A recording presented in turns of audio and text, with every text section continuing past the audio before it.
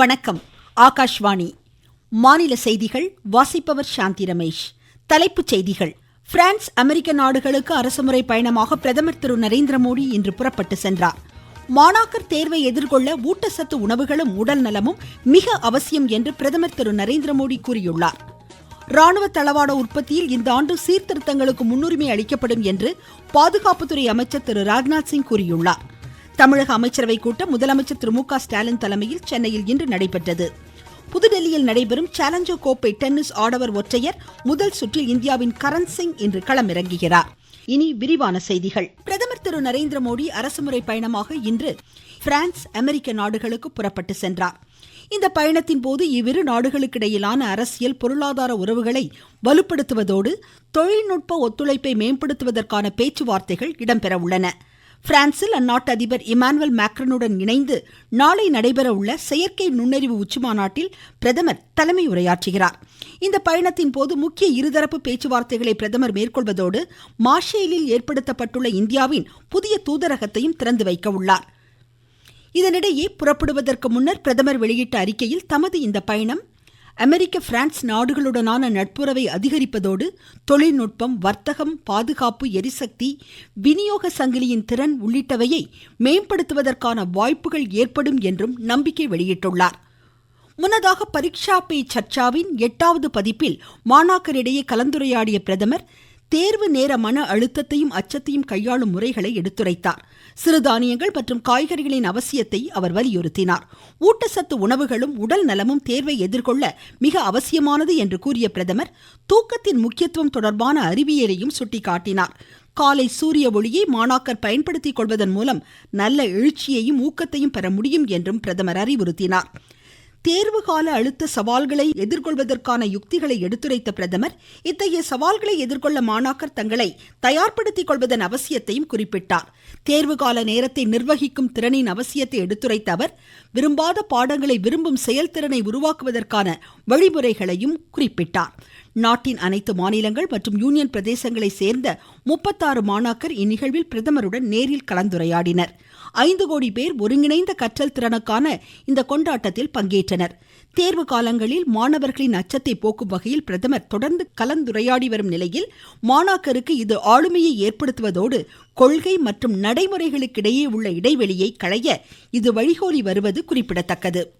Aero India விமான கண்காட்சியின் 15வது பதிப்பை பாதுகாப்புத்துறை அமைச்சர் திரு ராஜ்நாத் சிங் இன்று பெங்களூருவில் துவக்கி வைத்தார். இந்நிகழ்ச்சியில் பேசிய அமைச்சர், இந்த வான்வெளி கண்காட்சி நம் ராணுவத்தின் வலிமையையும் திறனையும் பறைசாற்றுவதாக எடுத்துரைத்தார். நம் தொழில்நுட்பம், தொழில்திறன் முன்னேற்றங்களை உலகம் அறிந்து கொள்ள இத்தகைய கண்காட்சிகள் வாய்ப்பளிப்பதாக கூறிய அமைச்சர், இதன் மூலம் நட்பு நாடுகளுடனான ஒத்துழைப்பு மேலும் அதிகரிக்கும் என்றார். உள்நாட்டு தளவாட உற்பத்தியின் அவசியத்தை எடுத்துரைத்த அமைச்சர், இதன் மூலம் இந்தியாவிலேயே வடிவமைத்து மேம்படுத்துவதற்கான வாய்ப்புகள் உள்ளதையும் குறிப்பிட்டார். 2025ஆம் ஆண்டு ராணுவ தளவாட உற்பத்தியில் சீர்திருத்தங்களுக்கு முன்னுரிமை அளிக்கப்படும் என்றார். இப்பிரிவில் ஆராய்ச்சிகளையும் படைப்பாற்றல் திறனையும் அதிகரிப்பதற்கான நடவடிக்கைகள் மேற்கொள்ளப்படுவதாக அவர் கூறினார். பிரதமர் திரு நரேந்திர மோடியின் சீரிய தலைமையில் நிலையான ஒருங்கிணைந்த திறன்மிகு நிலைப்பாடுகளை கொண்ட வடிவமைப்புகளுக்கான ராணுவ உற்பத்தி சூழல் ஏற்படுத்தப்பட்டு வருவதாகவும் அமைச்சர் குறிப்பிட்டார். நம் நாட்டின் ராணுவ உற்பத்தி திறன் உலகில் முதல் 5 இடங்களில் ஒன்றாக திகழ்வதோடு பொருளாதார வளர்ச்சியில் இது முக்கிய பங்காற்றுவதாக அவர் எடுத்துரைத்தார். சுயசார்பு பாரதத்திற்கு உத்வேகம் அளிக்கும் வகையில் உள்நாட்டு உற்பத்திக்கு கூடுதலாக 9.53% கூடுதல் நிதிநிலை அறிக்கையில் ஒதுக்கீடு செய்யப்பட்டதாக அவர் குறிப்பிட்டார்.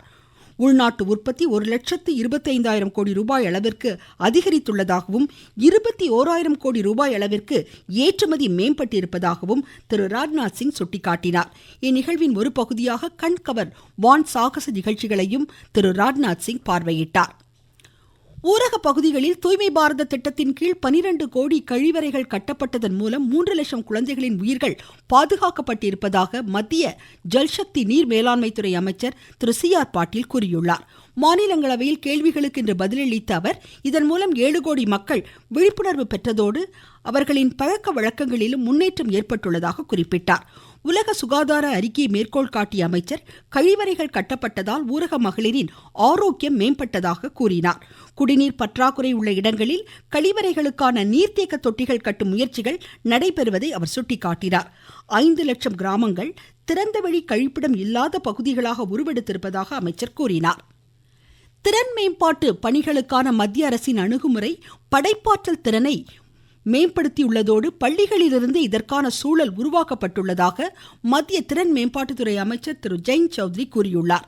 மக்களவையில் துணை கேள்விகளுக்கு இன்று பதிலளித்த அவர், தேசிய கல்விக் கொள்கை 2020 மூலம் இந்த அணுகுமுறைக்கான பணிகள் மேற்கொள்ளப்படுவதாக அவர் குறிப்பிட்டார்.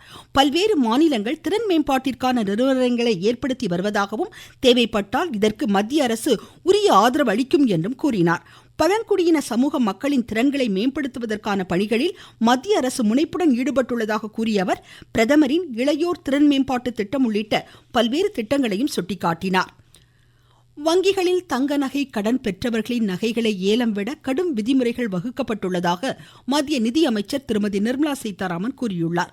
மக்களவையில் கேள்வி ஒன்றிற்கு இன்று பதிலளித்த அவர், வங்கி அல்லாத நிதி நிறுவனங்கள் மற்றும் வர்த்தக வங்கிகளும் இந்நடைமுறையிலேயே செயல்படுவதாக அவர் சுட்டிக்காட்டினார்.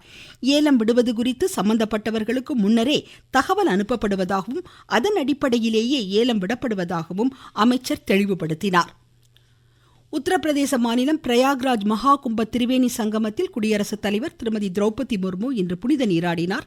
சிறப்பு பூஜைகளையும் அவர் மேற்கொண்டார். படகு மூலம் திரிவேணி சங்கமம் பகுதிக்கு சென்ற குடியரசுத் தலைவர் அங்குள்ள சைபீரிய பறவைகளை பார்வையிட்டார். நீங்கள் கேட்டுக்கொண்டிருப்பது ஆகாஷ்வாணியின் மாநில செய்தி அறிக்கை. தமிழக அமைச்சரவை கூட்டம் முதலமைச்சர் திரு மு க ஸ்டாலின் தலைமையில் இன்று சென்னையில் நடைபெற்றது. இந்த கூட்டத்தில் 2025-26 நிதியாண்டிற்கான நிதிநிலை அறிக்கையில் இடம்பெற வேண்டிய முக்கிய அம்சங்கள் குறித்து ஆலோசிக்கப்பட்டதாக தெரிகிறது.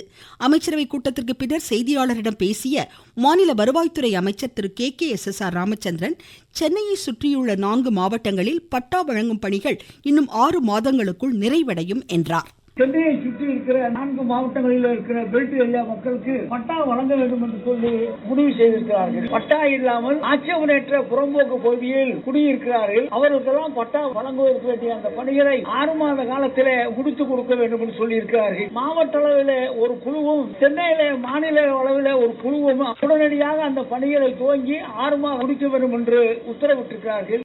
யானைக்கால் நோயை முற்றிலும் அகற்றுவதற்கான மத்திய அரசின் வழிமுறைகளை சுகாதார குடும்ப நலத்துறை அமைச்சர் திரு JP நட்டா எடுத்துரைத்தார். யானைக்கால் நோய் தடுப்பு மாத்திரை வழங்கும் முகாமை இன்று காணொலி மூலம் துவக்கி வைத்து பேசிய அவர், மாநிலங்கள் மற்றும் யூனியன் பிரதேச அரசுகள் இம்முகாமை முனைப்புடன் கண்காணிப்பதன் அவசியத்தை குறிப்பிட்டார். தேசிய குடற்புழு நீக்க நாளையொட்டி சென்னையில் அரசு பள்ளியில் நடைபெற்ற நிகழ்ச்சியில் இன்று உரையாற்றிய மாநில மருத்துவ மக்கள் நல்வாழ்வுத்துறை அமைச்சர் திரு மா சுப்பிரமணியன், முதல் முறையாக குடற்புழு நீக்க மாத்திரைகள் நாட்டிலேயே சென்னை மாநகராட்சிக்குட்பட்ட அரசு பள்ளிகளில் வழங்குவது தொடங்கி வைக்கப்பட்டிருப்பதாக குறிப்பிட்டார். தமிழ்நாட்டில் காலியாக உள்ள 2622 மருத்துவ காலி பணியிடங்கள் விரைவில் நிரப்பப்படும் என்றும் அவர் குறிப்பிட்டார். மாநிலம் முழுவதும் தேசிய குடற்புழு நீக்க மாத்திரைகள் வழங்கும் முகாம்கள் இன்று நடைபெற்று வருகின்றன. பள்ளி, கல்லூரிகள், அரசு ஆரம்ப சுகாதார நிலையங்கள், துணை சுகாதார நிலையங்கள் மற்றும் அங்கன்வாடி மையங்களில் 1 முதல் 19 வயதிற்குட்பட்ட குழந்தைகள், வளர் இளம் பருவத்தினருக்கு இம்மாத்திரைகள் வழங்கப்பட்டு வருகின்றன.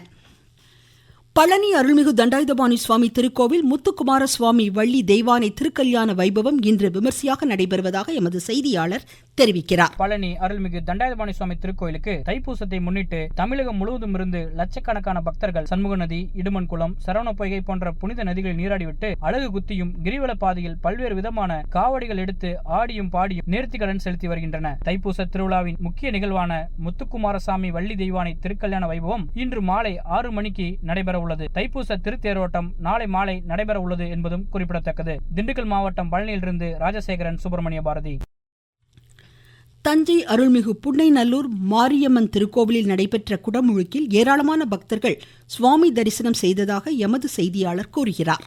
தஞ்சாவூர் மாவட்டம் புன்னைநல்லூரில் அமைந்திருக்கும் அருள்மிகு மாரியம்மன் கோவில் இன்று காலை 9:30 மணியளவில் யாகசாலையில் இருந்து புனித நீர் எடுத்து செல்லப்பட்டு குடமுழுக்கு விழா வெகு விமர்சையாக நடைபெற்றது. ஆங்காங்கே பக்தர்களுக்கு அன்னதானம் வழங்க சிறப்பு இடங்களும், சுற்றுப்புற கிராமங்களுக்கு சிறப்பு பேருந்துகளும் இயக்கப்பட்டன. ஏராளமான பக்தர்கள் கலந்து கொண்டு குடமுழுக்கு விழாவினை கண்டு சுவாமி தரிசனம் செய்தனர். தஞ்சாவூரிலிருந்து ஆர் நந்தகோபால்.